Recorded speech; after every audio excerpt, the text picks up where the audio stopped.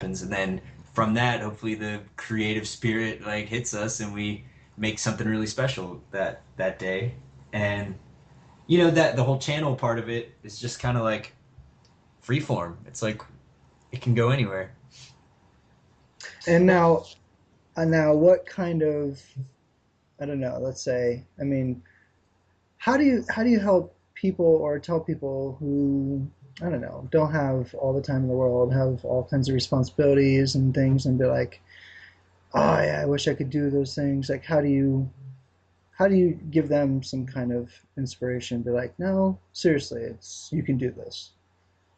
You mean like making art and stuff when you have like a 9 to 5 job? Like, Yeah, is that an example? yeah, Um, Man, I mean, I've struggled with that in the past, and it's almost like an unnecessary like perspective after you kind of play with it for a while because you know and everyone has responsibilities and stuff, and I would never say that having a 9 to 5 job is like something you shouldn't do. It's just that you just have to find out if it's fulfilling your life or enriching you. Like, is it fortifying your existence to be a part of it? And if it's not, then you can definitely take some time to reconsider and adjust it. I'm not saying quit. I'm not saying anything like that. I'm just saying like everything's changeable. No, nothing's set in stone. You may have children, but you may make sacrifices for people and for yourself, but really ultimately like you're gonna just you're gonna be more you're gonna look back more contented if you took care of yourself and you really just lived like it was this short thing that like you can do anything in. Like it's really just you can do anything. Let's say that. I So if you like that. if you want to have a 9 to 5 job and be an artist, you could definitely do that. If you want to slowly quit your 9 to 5 job and find a different one that is more suited to your passions, then you can do that. It just kind of takes like knowing yourself enough to know how you how your own little world seems to operate. Everyone has their own rules. Everyone has their own just ways. So you kind of just have to learn yourself and then work with that. But I don't know. I shouldn't say too much about you or you any the you the non me you. Yes, because I don't know. I should say I. I've adjusted my life trajectory many times based on that, and I'm very happy I did. It's been a struggle from time to time, trying to tie your living to such creative things, but you know, if you're devoted to something like, yourself or your creativity, like I've found that it kind of gives back to you. You can't really squeeze it. You can't say like, "Hey, give me all the art so I can sell it." You can't say that, but you can respect it and let it give its blessings to you, and then it just kind of I've found that it just kind of it never dries. The well never dries. There's always more. I don't disagree with that. I mean, when I first started kind of doing mirror living stuff, I mean, I just really wanted to kind of, do something spiritual in my life, and I'm passionate about it. I like helping people. I like talking with people. I like, you know, conversations that are meaningful. And it's kind of hard to say, oh well, there are no conversations that aren't meaningful, as we were kind of talking about before, because it's all perception. But Yeah. things that make you feel the present moment, I guess. Like when you reflect back on it, or after you experience it, you're like kind of like what you were saying, like wow, I'll never get that back, but it was worth doing. That gave me a little bit more of connection with Yeah. things because you I've know. Go ahead. no to that point. What I've been finding is that it's kind of just it's about like kind of just noticing the details of what's going on. Like that's a very practical way to put it, I think, is what is being present and what is like when you say like the idea of like that wasn't a meaningful moment, like, or I didn't enjoy it or something. Like it's kind of just appreciating the details of a moment. So True.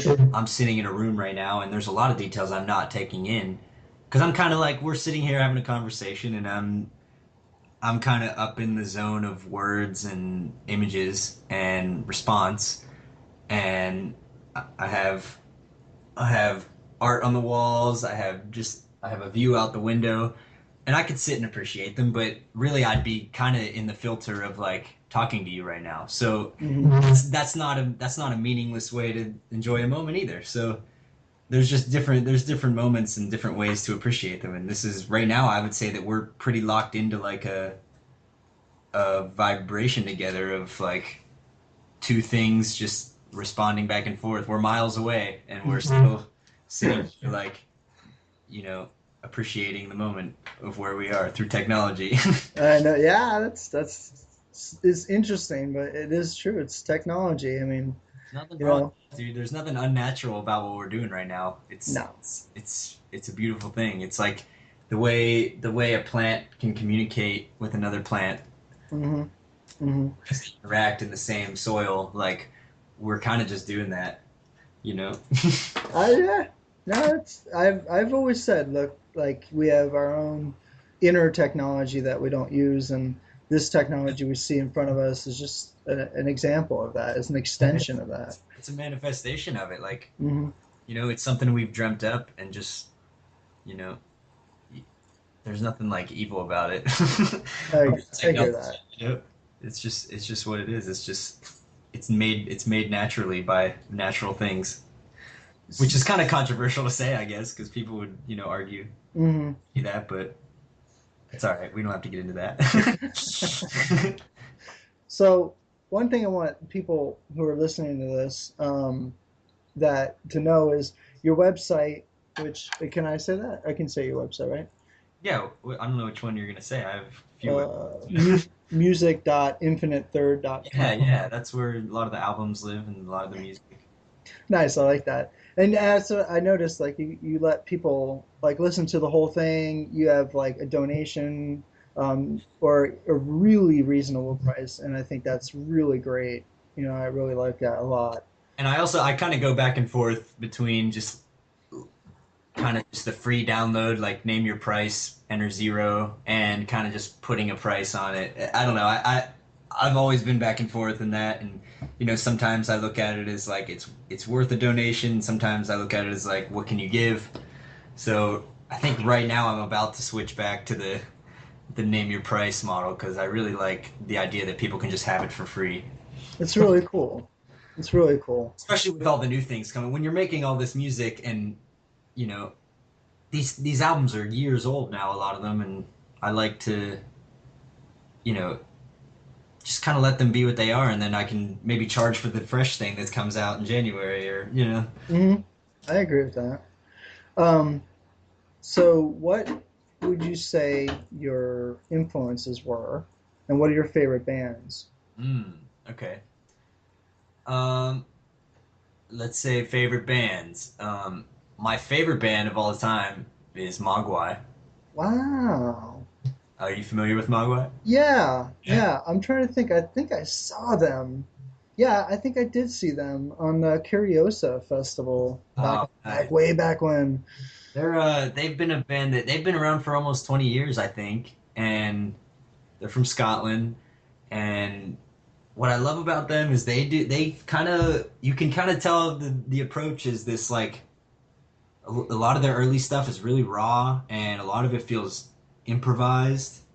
But what I also like about them is that like they're not afraid to like have a full on just sound like this is the Mogwai sound, and then they'll just throw in songs that are just like, oh, this song's an organ, you know, and it's like Hmm.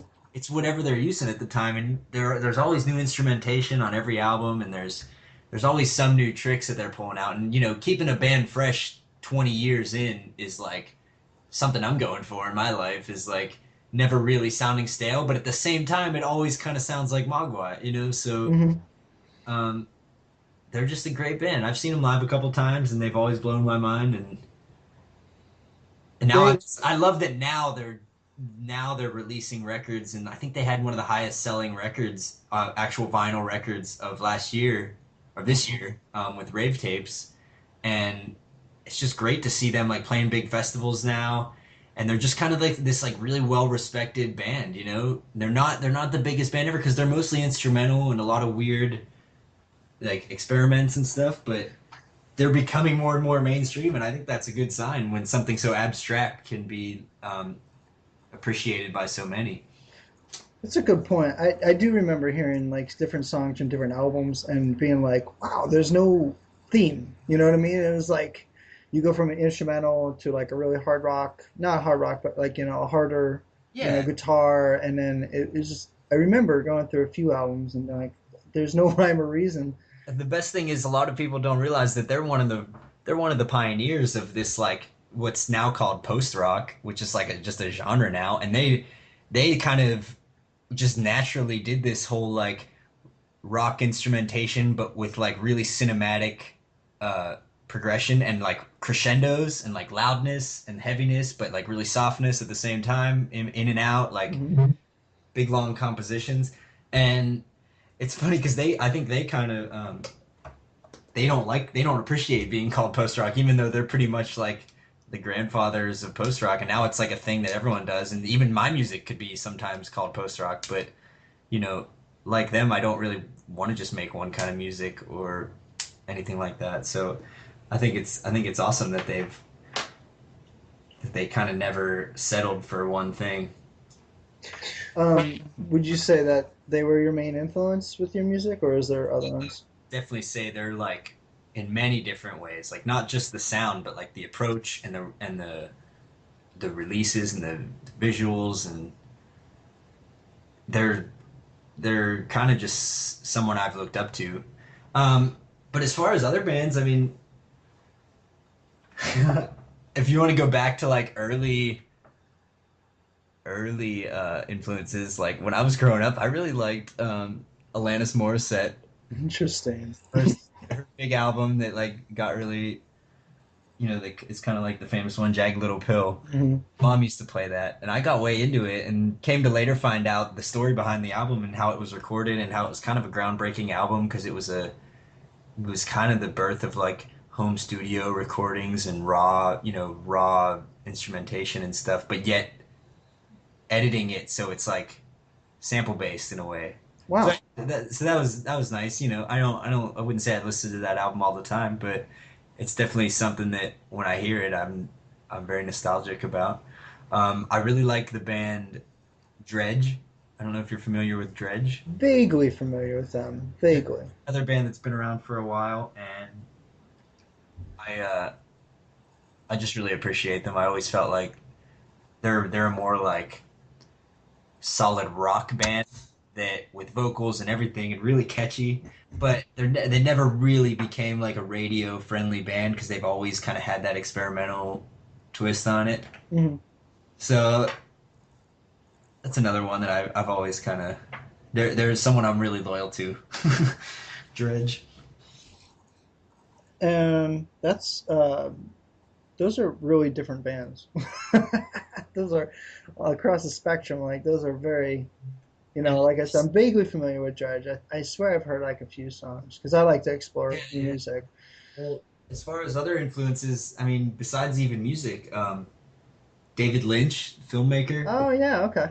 he's someone who really just kind of just shook things up for me in a lot of different ways. And seeing his life as an artist is a whole thing. It's now he puts out music and he's done so many weird things. He's made coffee and sold it, and but just his films in general are just these really just surreal things that you can't really explain. And I love that there's something really raw about it, and it's something that I've always kind of looked at. Like if I need inspiration, I could definitely put on a Lynch film. And Well, they're pretty creative. I mean, there's once again almost like it seems like no rhyme or reason, but everything comes together in a very strange way. yeah, actually, his he has a book called Catching the Big Fish, and it's Hmm. about I think it's called Catching the Big Fish. It's about like